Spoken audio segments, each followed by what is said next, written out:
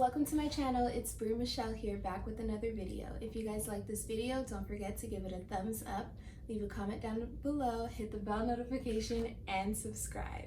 Thanks for watching.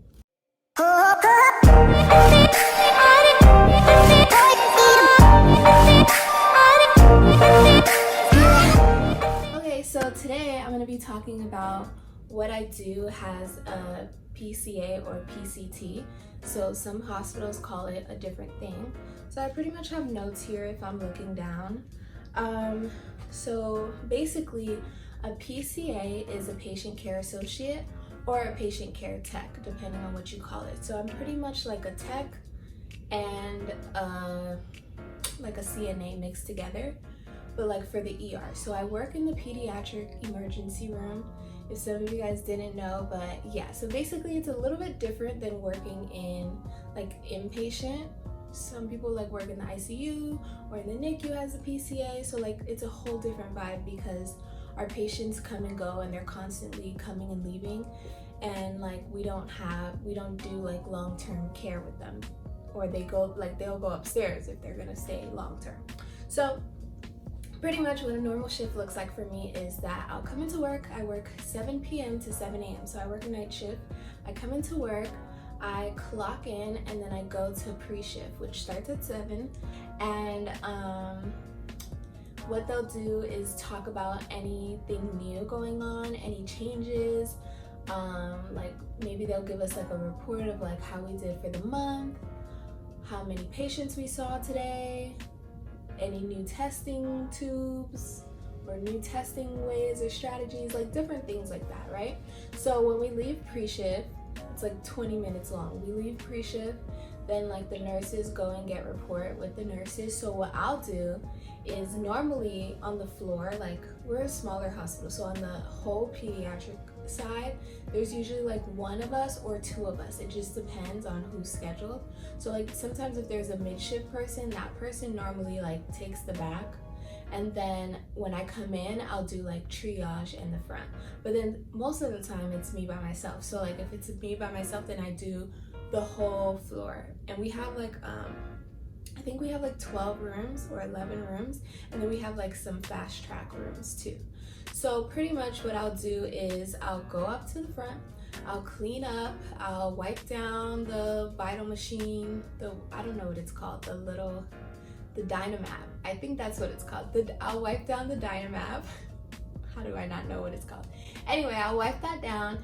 I'll wipe down countertops and things like that, right? So that's if there's no patients. If there are patients, because normally for like night shift, you come in and there's patients already. Like I'll like check the patient and then I'll try to wipe it down whenever I can, right? We try to wipe it down for each shift, at the beginning of each shift, and then after every patient, but like a full wipe down at the beginning of each shift. So what it looks like, so say I have a patient, I bring the patient in, I take their weight, the secretary gives me like their paperwork. So our hospital uses like these tracker thingies. So they go in their room, and then automatically on the system online, it shows what room the patient's in. So you just hang it in there. So I'll get that, I'll get like their paperwork and their wristband. So I'll take their weight, I'll put on the wristband if the secretary doesn't do it already, but I like to just have the wristband because I like to scan everything, like for when I'm gonna put on the weight, when I'm gonna do their vitals, and then I just put it on their arm. So it's easier for me, but it's whatever. So it just depends. Like we see, so like if it's a newborn baby, then I'll put them on the baby scale. I'll do like I'll do a rectal temperature, and I normally don't get their blood pressure because like they're probably gonna be crying, but I'll take their like O2 rate, and what that looks like is like a long stick, and you wrap it around their big toe or their foot depending on how small they are. So basically, and it lights up, and then it takes their O2 rate. But if they're older, then I'll sit them on the chair and I'll put like the thing, it's like a little clip thing, and you put it on their finger and it takes their rate. So you want that to be like between 95 and 100, and that's good. I'll take their blood pressure, I'll take their respiration, I'll take their temperature, and their heart rate, right? So like it's kind of hard to remember the ages. So like my hospital gives me this little thing, and it's basically a badge rail, this is like my badge rail. It's Winnie the Pooh, and then these are like badge reminder things. I don't know what they're called, but like it tells me like if they're under 30 days old, what their respiration should be, what their heart rate should be, what their blood pressure should be, and things like that. So normally I take their vitals at the beginning of the shift, then I bring them to the room. But if we're not too busy, then I'll bring them to the room. If we are busy, then the triage nurse, like there's a triage nurse, and she'll come and do the triaging while I'm doing the vitals, and then when we're done, whoever takes them back to the room. It just kind of depends. And then so I do vitals every 2 hours. So if they stay longer than 2 hours, every 2 hours before they're discharged and before they're like transported. So if the transport team comes to take them to like another hospital or something, because at our hospital we don't have pediatric inpatient, they go to like a pediatric hospital. So if they come to take them, then I do their vitals before they go.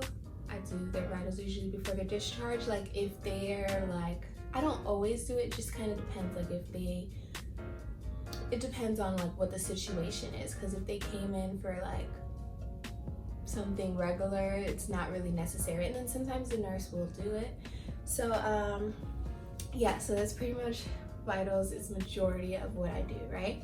So then the next thing I do is like when the patient leaves, I clean the room, I disinfect it. Like we use Oxivir wipes, and I'll disinfect the room. I basically take the sheets, put them in the laundry basket, wipe down the bed with the Oxivir wipes, wipe down the countertops and everything that was used, and then I will put on a new sheet. Like it's really simple. Turn off the lights, and that's how you know the room is clean, if the lights are off. So then when the next person comes, you go to a room with the lights off, you turn it on, and you seat them. If the lights are on, then the room is dirty, pretty much. So there's like a couple things. So like if they come in and they're breathing hard, like especially with the little kids, and you see their stomach is like moving really fast, then you know like something's wrong. So you'll put them on the monitor, and basically like the monitor just tracks their vital signs. So you like put the clips on their stomach, and then you hook them up to the monitor, and it keeps like a track of it. So that way at the nurse's station, they can see like, is their heart rate still good? Is their O2 still good? Pretty much things like that. So like there's certain patients who we do that with. And then anything with like abdominal pain, pelvic area, fever, we put them in a gown. Especially like fevers, because, and we don't give them a blanket, because you have to like bring your body back down. Your body's hot, like you have a fever, you shouldn't be putting on a blanket. The chills are like trying to re-stabilize yourself. So anyway, we put those patients in a gown. I'll give them a gown, and then yeah, so that's pretty much majority of what I do. So then now if we have like a patient who comes in with basically like a broken arm or a broken foot, then I do OCLs on the patient. So like the doctor will see them everything, and then the doctor will put in the system like what order she wants to have. So like I'll go look in, and it'll say like, oh, room 7 needs a OCL for the right wrist or something like that, like a short arm for her right wrist. Okay, so like basically I'll go in, I'll go to the Pyxis, I'll take out all the equipment using the patient's MR number, which is their medical record number. I'll take out all of their information, all of the things that I need, all the things that I need for that procedure basically, and I'll like get the cart thing that has like the thing that gets hard, the cast. We don't have like permanent casts. We could do temporary casts in the emergency room, and then if they want a permanent one, they have to follow up with a orthopedic surgeon. So pretty much we do temporary ones. So I'll do all of those. So like I wrap it with like this white thing. It's like a white cushion thing, because the cast gets hard, so it doesn't so it doesn't hurt your skin or anything. So I'll wrap it with this white film thing, and then I'll put the cast on depending on how they want it. Like, did they want it to cover their pinky like this, or like however they wanted it, but normally it's like this, and then it'll go up like this, and I'll fold it in so it's kind of like a cushion. And then when I take the cast, I like pull out the edges so it doesn't spike them because it gets hard, and then I wrap it with like a ace wrap around it. So it's pretty simple, and then they're supposed to follow up. And then I do like crutch teaching, and then if I do an OCL, I have to teach them about it pretty much, like don't get it wet. How do you walk in the crutches? I teach you how to walk in them. I show you. Yeah, and then I document all after. So like you document everything, like everything is documented. Vital signs, if you didn't get the blood pressure, you need to document. Patient was combative, crying, like you have to put why you didn't get certain things, like whatever it is, you document it. So when I do those, I document like I taught them, everything was good, they understood. I also have to check like their capillary fills, and then I have to document that. Like basically, if it's wrapped too tight, then like it'll stop the blood circulation. So I'll like press their finger, and if it turns red and then white or something like that, then you're fine. Okay. So anyway, so like I do OCLs, I do EKGs. I don't know if anyone knows what those are. Those can be like kind of frustrating, especially like because a lot of times they send us to the adult emergency room. Yeah, like if we're slow or if it's two of us, they'll send us to the adult side, and that side is like a whole nother world. Okay, it's crazy over there, and you probably will do like 100 EKGs in a day. Like you will hate EKGs by the time you're done. It's like so annoying. But basically I'll do an EKG. If you don't know what that is, it's like it takes a picture of your heart rhythms. So you put a bunch of stickers everywhere, it's like 12 of them, and then you clip the things on. When the machine is green, you print the picture and you give it to the doctor, pretty much. But you have to make sure like it looks kind of normal, or she'll be like, redo it. Because like if it looks crazy, or if the reading isn't clear and you printed it too early, then she's not gonna like that. So anyway, so I do EKGs. I also do like phlebotomy. I took a course and it incorporated all of these things. So it incorporated, like my course was divided into like 4 weeks, I think. And I did 2 weeks of EKG, 2 weeks of phlebotomy, 2 weeks of CNA.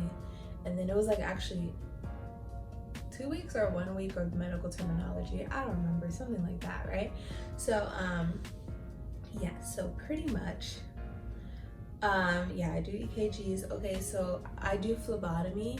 Normally on the adult side, like I'll do it more because they don't always start IVs, they do straight sticks, and I can't start an IV, I'm not a nurse, and I don't have an IV certificate. We have paramedics who work with us, they can start IVs, but I can't. I'm not qualified to start an IV, but I can do straight sticks. But normally on the pediatric side, we just start an IV just in case, so we don't have to poke them twice, if that makes sense. So like, we'll just, instead of straight sticking them, just start an IV. So the only time I normally do like any type of phlebotomy is for outpatient labs. So pretty much, I do them sometimes. So like if the lab is closed on weekends mostly, and then after the lab closes, I think at like 5 or something, then like doctors will need these tests, so they'll send them to us, to the emergency room, and we'll put them in one of our fast track rooms, and then basically do a straight stick. I personally don't stick people under 10. Like I just don't stick them because I don't think I have enough experience to like be that good at sticking children. I will stick adults, I'm pretty good at it, but I just don't do anybody under 10 pretty much. And then we also do like bilirubin, like we also do, not bilirubins, they're called what are they called? We do AccuChecks, yes, and then we do heel sticks. I'm tripping today. So we also do heel sticks. Mostly they're for bilirubin levels. So maybe the NICU, no, maybe like the doctor will send them to check it, because yeah, anyway, so we do heel sticks. and I'll do those. They're on newborn babies, and I have like a really good technique for it. If you guys want me to make a video, let me know. So anyways, that's pretty much the most blood draws that we do. And heel sticks are very time consuming. Like, you literally have to collect every drop of blood. Like, it's like one drop, collect one drop until the tube is full. So it's like so time consuming. Anyways, doesn't even matter right now. So okay, another thing that I'll do is like I'll hold patients down, like if the doctor is doing a procedure. So like mostly what I see, because like older kids are pretty fine, but it's usually smaller kids. Like if they need to start an IV, then I'll hold their arm. Like it's usually the small kids or like kids who have like a mental illness or something and they don't understand what's going on. So I'll hold their arm down for like shots and IVs.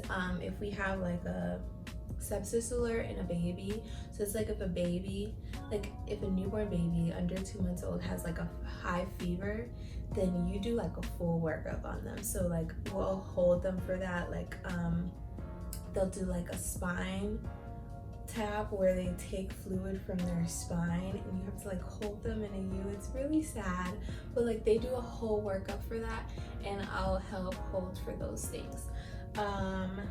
Yes, so then the next thing is like taking labs. We have like a thing that you put the labs, you put the specimens in the little tube thing and you send it up the thing. I don't know what it's called. You send it up and it goes to the lab, but like some things we have to take down specifically. So like right now, any like COVID labs, any time we take like a COVID test, we bring them over there.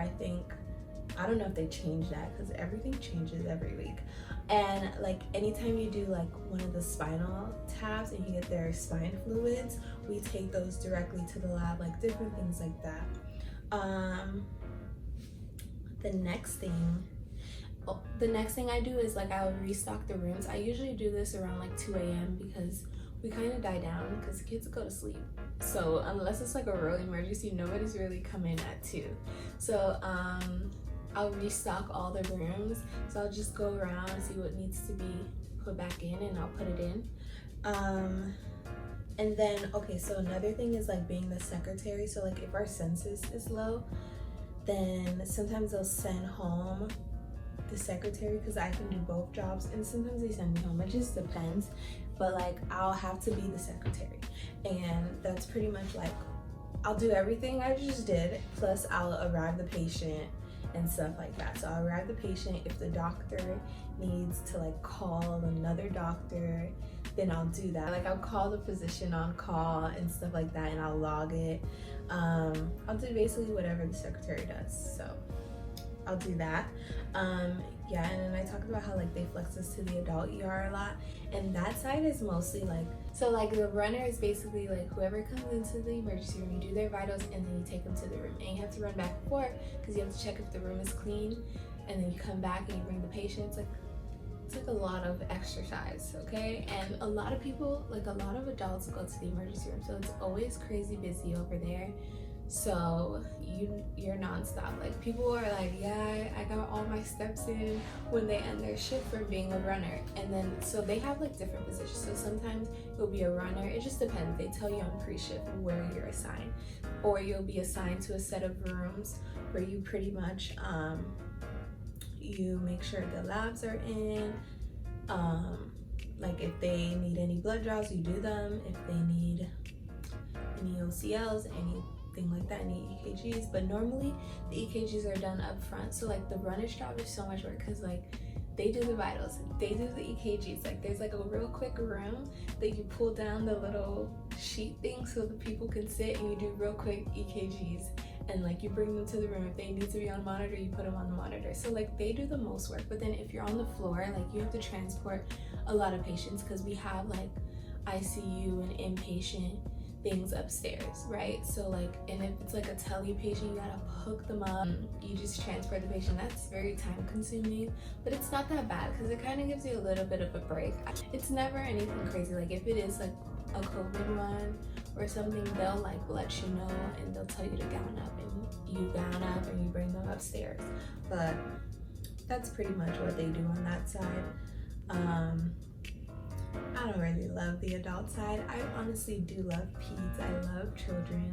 I love working with them. I really like it. So that's pretty much it. And like the reason why I became a PCA, I was actually in education and I wasn't sure what direction I kind of wanted to go, but I watched some like videos and I knew like I didn't want to be a CNA because I just heard a lot of things, like especially about PCA work, like it's hard, and it's watching people's videos when they work in the ICU, they're like it's hard, it's a lot of work, you get a bunch of patients, it's crazy. But like the ER, like it is crazy, but it's fun and the atmosphere is fun. Cause like the ER is just a great place to work. I just couldn't imagine working anywhere else. I really wanted to get in the NICU, but I also like the surprise of the ER too, if that makes sense. Like I like that every day is not the same thing. Like things are still routine, like do vitals, do EKGs, do vitals, do EKGs.